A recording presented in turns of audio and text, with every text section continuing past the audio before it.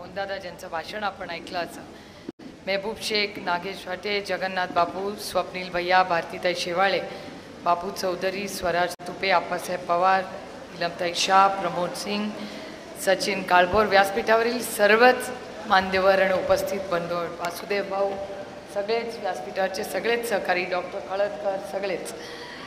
खरं तर कार्यक्रमाला बराच उशीर झाला आहे आणि तुम्ही बघत असाल मी बराच वेळ माझ्या फोनवर व्यस्त होते.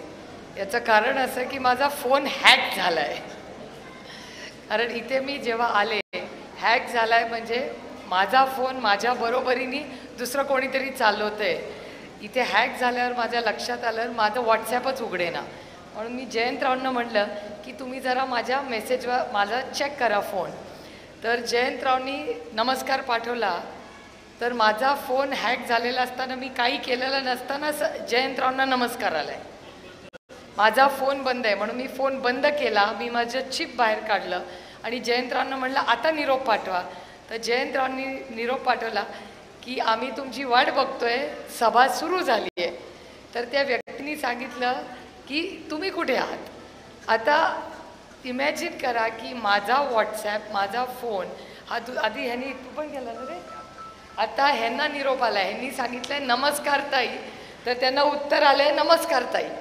त्यांनी मेसेज पाठवला की आम्ही तुमची वाट बघतोय. आता त्याला काय उत्तर आलं आहे माहिती नाही. हां, तर त्यांना मेसेज आला आहे आय कॉल यू लेटर, म्हणजे नंतर यांना फोन करतील. म्हणजे माझा फोन बंद आहे, माझी चिप बंद आहे, पण जयंतराव आणि यांच्या सगळ्यांची कोण व्यक्ती गप्पा मारते मला माहिती नाही. म्हणजे आता फोन माझा हॅक झालं. मी आता पोलीस कंप्लेंट केली इथे बसल्या बसल्या. पण ही किती चिंता. आता मी कोणावर आरोप करत नाही आहे, कोणी हॅक केला मला माहिती नाही. आता कोण यांच्याशी गप्पा मारतंय हेही मला माहिती नाही. पण फोन हॅक झाला हे प्रकरण महाराष्ट्रात अनेक वर्ष झाले. त्याचा एक नवीन बळी मी झालेली आहे. पण ठीक आहे, आता फोन हॅक केला, आपल्या फोनमध्ये लपवण्यासारखं काही नाही. पण फक्त माझ्या नवऱ्याला काही चुकीचे मेसेज पाठवू नका एवढीच त्या हॅकरला विनंती आहे. बघा, म्हणजे मला आश्चर्य वाटतंय की हा फोन हॅक कसा झाला आणि कोणी केला, कशासाठी केला. आता SP शी बोलले मी. आता यंत्रणा सुरू झाली आहे. तर कोणी केला माहिती नाही, यंत्रणा कोणाची असते माहिती नाही. जरूर त्यांनी आपल्या फोनवरनं ऐकावं, सगळं माहिती काढावी. आपल्याला काही प्रॉब्लेम नाही आहे. विचारलं असतं तर अशीच माहिती देऊन टाकली असती. फोनच दिला असता, घ्या काय करायचं आहे ते. आणि मला सगळं ते घेऊन जायची सवय झाली आहे. पक्ष नेला, चिन्ह नेलं, अजून काय काय नेतील याची काही गॅरंटी नाही. एक फक्त, बाकी सगळं घेऊन जाऊ शकतात माझ्याकडून, माझे मायबाप मतदार घेऊन जाऊ शकत नाही. हीच राष्ट्रवादी काँग्रेस पक्षाची. आणि खरंच अमोलदादा तुम्ही भाषण करत होता, सॉरी माझं अर्ध लक्ष तुमच्या भाषणाकडे होतं आणि अर्ध फोनमध्ये होतं. कारण का मला माहिती नाही की त्या फोनचा कोणी गैरवापर करू नये. कारण का आता ह्यांना वाटतंय की हे माझ्याशी बोलत आहेत. आता त्या माणसांनी चुकीचे काही मेसेजेस कुणाला पाठवले, काही व्यवसाय काही करू शकतात. म्हणजे ती व्यक्ती जयंतरावांशी बोलते, यांचे म्हणजे सगळ्यांशीच बोलते ती. आता आणि कुणाला काय काय माझ्या मोबाईलवरनं मेसेज पाठवले हे माहिती नाही. त्यामुळे दुर्दैव आहे की तंत्रज्ञान हे चांगलं आहे पण त्याचा गैरवापर किती होतो आणि कोण करतंय. आता जमाना खराबी आहे.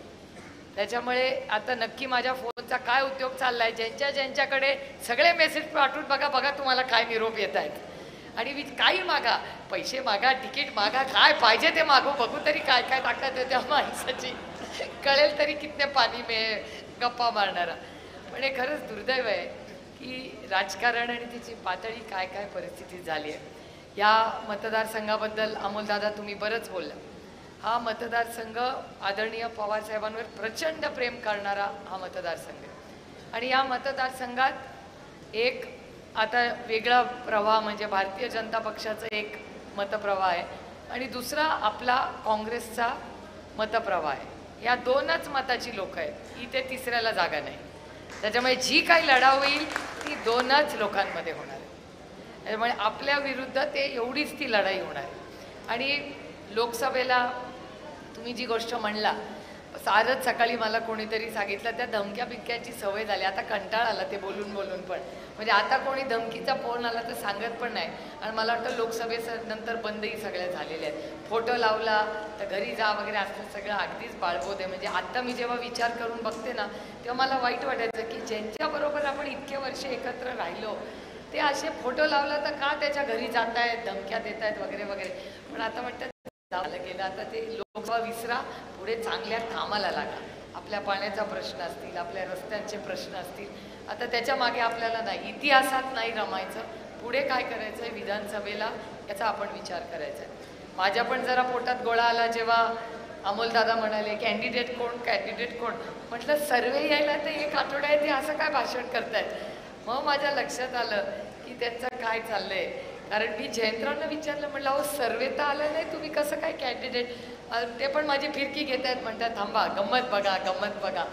त्याच्यामुळे खूप खेळीमेळीच्या वातावरणात अतिशय चांगल्या पद्धतीने आपला प्रचार आणि पुढची महाराष्ट्राची 5 वर्ष कशी असतील याच्यासाठी शिवस्वराज्य यात्रा आहे. 1 वर्षापूर्वी आपण कुठे होतो आणि आज कुठे आहोत विचार करा.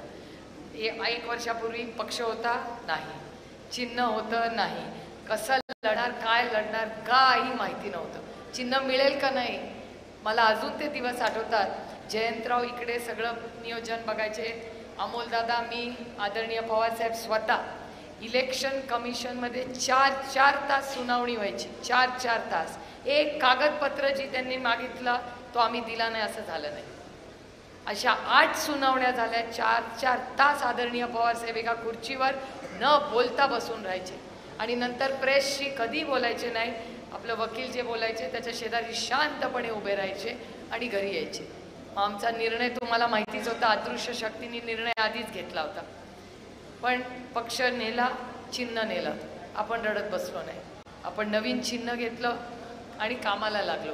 मला अमोलदादाला तर माहिती पण नव्हतं. बजरंग आप्पा तर बीडमधून, पण फक्त जयंतरावांना आणि आदरणीय पवारसाहेबांना माहिती होतं आम्ही सगळे निवडून येणार आहे. आम्ही सगळे आपल्या इलेक्शनला एकमेकाला फोन करायचो, काय चाललंय रे. मग तो म्हणायचा अरे आज तो सोसायटीवाला गेला. अच्छा आज काय झालं अमोलदादा. म्हणले आमदार तर आधीच गेले, पण आज ना माझ्या कमिटीमध्ये तो साखर कारखान्याचा तो कमिटीचा तो होता, तो पण आज गेला. म्हटलं आज कसा काय गेला. ते म्हणले त्याला फोन आला. माझ्याकडची तर आधीच गेली होती सगळी. माझ्याकडे साखर म्हणजे आमदार नाही एक पण, सोसायट्या सगळ्या तिकडे, बँक तिकडे, कारखाने तिकडे, काय दूध संघ तिकडे, सगळीच तिकडे, जेडपी तिकडे, पंचायत समिती तिकडे, बाजार समिती तिकडे, सगळे 100% तिकडे. पण फक्त मतदार राजा आणि ह्या देशातला स्वाभिमानी माणूस आपल्याबरोबर राहिला, हीच आपली ताकद. आणि माझे गैरसमज त्याच्यामुळे गेले. मला आदरणीय पवारसाहेब एक गोष्ट नेहमी सांगायची जी आत्ता ध्यानात आली. मी जेव्हा दौरा करायचे ना, आम्ही सगळे एका गाडीत फिरायचो आणि हसत खेळत सगळ्यांची गप्पा मारत आमचा प्रचार असायचा. साहेब म्हणायचे कसं झाला दौरा. म्हणजे एकदम भारी, आपण ह्यांनी हे सांगितलं त्यांनी ते सांगितलं असं झालं तसं. साहेब म्हणजे शेवटचा कार्यकर्ता काय म्हणतो. म्हणजे ते होते ना, कुठे होते ते. म्हणजे गाडीत ताफ्यात सगळेच असतात, एकत्र होते, एवढ्या गाड्या होत्या वगैरे. साहेब मला नेहमी सांगायचे नेत्यांशी संबंध ठेवाच, पण कार्यकर्त्या आणि शेवटच्या मतदारापर्यंत जर संबंध ठेवला तरच निवडून येशील. जे मला ह्या इलेक्शनमध्ये ॲब्सोल्युटली मला कळलं की आम्हाला समज होता, आम्हाला नाही, माझा समज होता की ही यंत्रणा आहे, प्रत्येकजण आपापल्या टप्प्याला काम करतं. ह्यावेळीच लक्षात आलं की फक्त नेते किंवा मोठे पदाधिकारी असले तर इलेक्शन आपण जिंकू शकत नाही. जर शेवटचा माणूसच तुमच्या आयुष्यात असेल तरच तुम्ही इलेक्शन जिंकू शकता. हे उदाहरण मी जिथे जिथे संधी मिळते, ज्याला राजकारण करायचं आहे त्याला हे सांगते की. आणि इथे जयंतराव आहेत, त्यांच्यासमोर तुम्हाला एक गोष्ट सांगते. मी मतदारसंघात फार असते असा जयंतरावांचा आरोप होता माझ्यावर. कधी फोन केला की जयंतराव म्हणायचे कुठे मतदार, कशाला जाता, एवढं खासदारांनी जायचं नसतं, खासदारांनी मतदारसंघात कमी जायचं असतं. मी म्हणायचे नाही हो, मी इथेच असते, माझं मन पण इथे लागतं. आमचं दौरे खूप हसत खेळत, चेष्टा मस्करी करत आम्ही दौरे करतो. त्याच्यामुळे खूप असं घरगुती आमचा दौरा असतो. आमचा दौरा काय असा फॉर्मल नसतो की आलंय बुके दिलाय मग कोणतरी येऊन सांगतंय काय करायचं, असं नसतं. आमचं एक कुटुंब म्हणून आम्ही मतदारसंघात राहतो. जयंतराव म्हणे बघा बाबा तुम्ही ठरवा तुम्हाला, पण माझं तुम्हाला सूचना आहे की मतदारसंघात जास्त उगाच जायचं नसतं. खासदारांनी दिल्ली बघायची असते, हे बघायचं. पण तुम्हाला मी अतिशय प्रांजळपणे सांगू शकते, माझ्या विरोधकांनी माझ्यावर कितीही टीका केली तरी एक टीका करू शकले नाही की संपर्क कमी आहे. माझा संपर्क तुमच्या प्रेमामुळे ती जोडली गेली. हा नात्यांचा संबंध आहे, हा फक्त मतदारसंघाचा संबंध नाही. प्रत्येकाच्या घरातलं लग्न सुखदुःखांमध्ये आपण एकत्र गेले अनेक दशकं राहिलो. त्यामुळे खरं तर राजकारण बदललं आहे, काळही बदललेला आहे. पण पुढची ही आपल्यासाठी खूप महत्त्वाची आहे. 70 किंवा 90 दिवसांनी इलेक्शन आहे, फार दिवस नाही आहे. पुढची 5 वर्षांसाठी मी फक्त पुढचे 70 किंवा 90 म्हणजे 70 जर दिवाळीच्या आधी इलेक्शन झालं आणि 90 जर इलेक्शनच्या दिवाळीच्या नंतर म्हणजे 15 तारखेला मतदान झालं तर पुढची 90 दिवस एक संघटना म्हणून आपण सगळ्यांनी पूर्ण ताकदीने कामाला लागलं पाहिजे. इच्छुक आपल्याकडे बरेच त्या प्रत्येकाचा मान सन्मान केला जाईल. आणि मला असं वाटतं जयंतरावांनी जी सूचना पक्षाला केली आहे, सर्वे करून माहिती घेऊन कार्यकर्त्यांना विचारून सगळ्यांचा मान सन्मान करूनच तिकीट दिलं जाईल. त्याच्यात कोणीही गैरसमज कुठलेही करू नये. त्यामुळे पुढच्या एक 15-20 दिवसात माझी जयंतरावांना विनंती राहील की जो काही आपण निर्णय घेऊ तो लवकरात लवकर घेऊया. कारण म्हणजे सगळ्यांनाच फिरायलाही एकत्र फिरायला वेळही मिळेल. काय तालुका फार असा नाही आहे जिथे तुमचा कुणाचाच संपर्क नाही आहे. तालुका म्हणजे तालुक्यात टाचणी पडली तरी सगळ्यांना माहिती असते, इतका आपला प्रेमाने बांधलेला हा तालुका आहे. आणि विकास कामं तर अनेक काही झालेली आहेत, काही आपल्याला करायची आहेत. आपल्या MIDC आहेत, MIDCमध्ये अनेक लोकांना नोकऱ्या मिळाल्या आहेत. स्थानिक मुलांची सातत्याने मागणी असते, त्याचाही पाठपुरावा आपण सगळे मिळून करतो आहे. त्यामुळे ह्या भागामध्ये आदरणीय पवारसाहेब असतील, त्यानंतर मला आपण संधी दिली. पक्ष एक असताना अनेक लोकांचंही योगदान या विकासामध्ये राहिलेलं आहे. मी त्यांच्यासारखं भाषण करत नाही की 70 साल में तुमने क्या किया वगैरे. या तालुक्यात सगळेच एकत्र होते, सगळ्यांनी एकत्र मिळूनच सगळं केले. काही लोकांना इंग्रजीमध्ये त्याला आजाराला ॲम्निशियम येतात, सिलेक्टिव्ह त्यांना गोष्टी विसरतात, सिलेक्टिव्ह लक्षात राहतात, माझ्या लक्षात राहतं. त्याच्यामुळे मी उगाच कुणावर टीका करत बसत नाही, कारण का कधीतरी सगळे एका ताटात जेवलेलो. त्यांनी आपण एकत्र काम केलं हे मी कधीच विसरणार नाही. त्यामुळे सगळ्यांचा मान सन्मान ठेवून आपण पुढचे 75 दिवस पूर्ण ताकदीने राष्ट्रवादी काँग्रेस पक्षाचं चिन्ह, आदरणीय पवारसाहेबांचा विचार आणि आपण केलेली कामं ही शेवटच्या व्यक्तीपर्यंत पोचून आपण मेरिटमध्ये आपला आमदार निवडून द्यावा एवढीच विनंती करते. पुढेही इंदापूर आणि बारामतीला आज कार्यक्रम आहेत. आपलं एकच आणखीन एक किती तारखेला पवारसाहेब येणार आहे? 26 तारखेला EPS 95 आपल्या प्रॉव्हिडंट फंड 26लाच ना. आणि कार्यक्रम कुठे? समृद्धीला, यवतला समृद्धी आपला जो हॉल आहे सगळ्यांनाच माहिती आहे.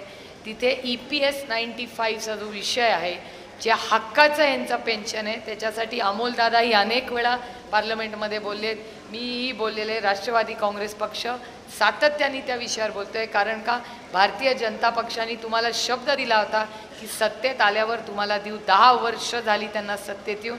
EPS 95ची फाईल हल्ली देखील नाही. त्याच्यासाठी एक मोठा कार्यक्रम आपण घेतोय. आदरणीय पवारसाहेब स्वतः त्या कार्यक्रमाला हजर राहणार आहेत. त्यामुळे आपण सगळ्यांनी मोठ्या संख्येने त्या कार्यक्रमाला हजर राहूया आणि पूर्ण ताकदीने या EPS 95च्या लोकांच्या मागे आपण उभं राहू. आज आपण सगळे मोठ्या संख्येने उपस्थित राहिला. अमोलदादा आणि जयंतराव, मेहबूबबाई हे सगळे राज्याच्या दौऱ्यात करतायत. तुम्ही सगळे दौंडला आज आवर्जून उपस्थित राहिला, याबद्दल तुमच्या सगळ्यांचं